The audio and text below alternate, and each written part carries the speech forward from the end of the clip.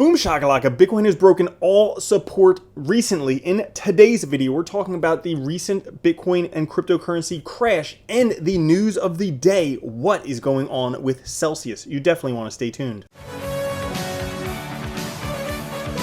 What's up everyone, Randall here from Crypto Love. Today's video, we are talking about the Bitcoin and cryptocurrency crash, where it could be headed, and what is going on with Celsius. Before we get into it, guys, make sure to like, subscribe, click the notification bell, come join us over on Twitter at the Crypto Love. Now, today, Extreme Fear 11. Personally, I am shocked we are not in single digits.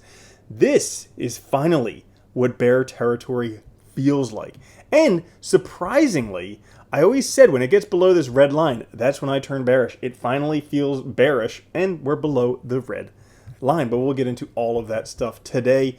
The overall market today down almost 8% again, the second day in a row. Bitcoin at 25,397, Ethereum at 1329, BNB at 238, Cardano at 46 cents, XRP 32 cents, Solana $28, and Dogecoin 5 cents. Now the big news today, Celsius down 53% to 18 cents over the past week, has gone from a high of 78 cents all the way down to where they are right now.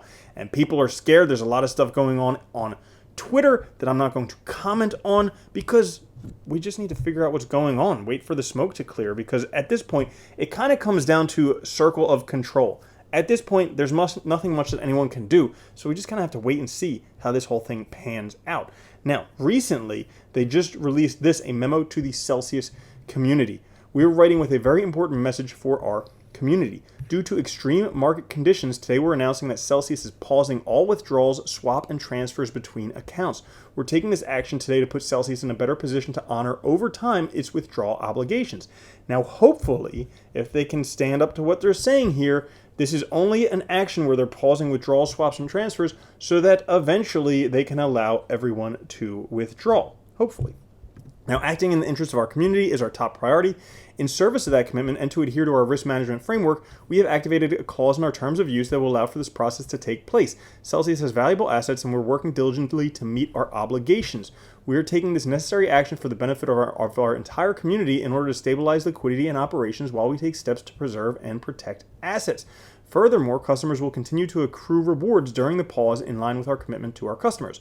We understand this news is difficult, but we believe that our decision to pause withdrawals, swap, and transfers between accounts is the most responsible action we can take to protect our community. We are working with a singular focus to protect and preserve assets to meet our obligations to customers. Our ultimate objective is stabilizing liquidity and restoring withdrawals, swap, and transfers between accounts as quickly as possible.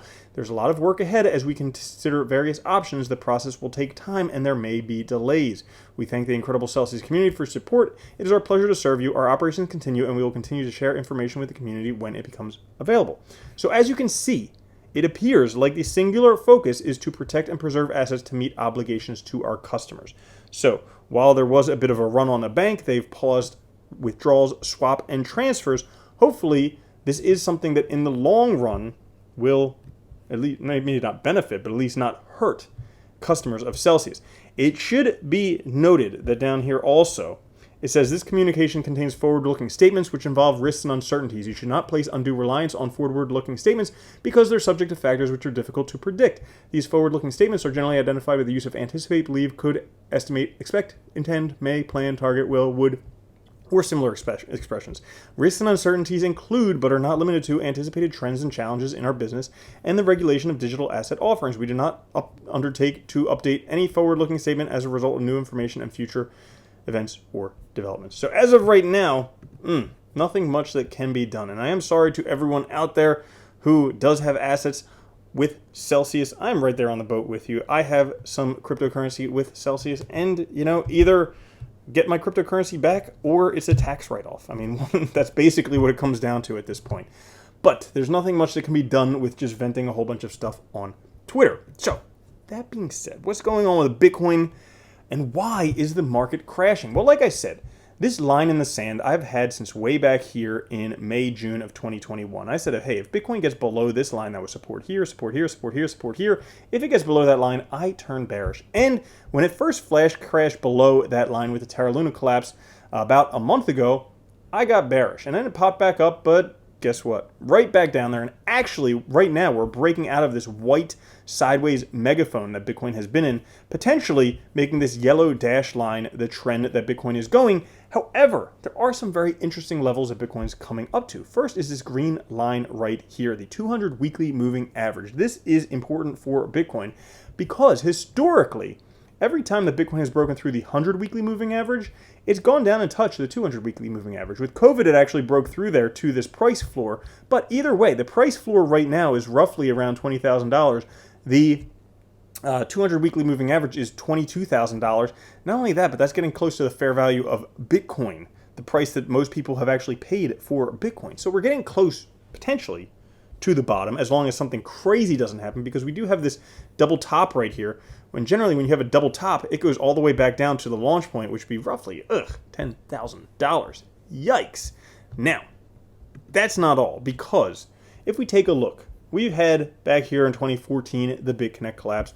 We had in 2014, it was Mt. Gox. 2018, it was BitConnect. Here it was Terra Luna. Well, each of these times, price went down 315 days, 76% drop, both times. Well, if that happens, that could bring Bitcoin down to roughly $9,000. Now, those are levels that are pretty crazy. But if we just take from the halving these blue lines and trace back to the point in time we are right now, and then plot that over where we are right now, intersecting at exactly the halving, guess what? Both of those charts would put Bitcoin price down to roughly $15,000. And if that happened, that would be crazy for Bitcoin, because that would be the first time ever that Bitcoin has broken through a previous all-time high, dropping below $20,000. So, that being said, there are a couple important charts and things we need to take a look at. So first, we need to have some perspective. William Clemente saying, realized price and 200-week moving average in sight. Patient, focused, ready to buy the fear of the multi-generational success of our grandchildren's grandchildren.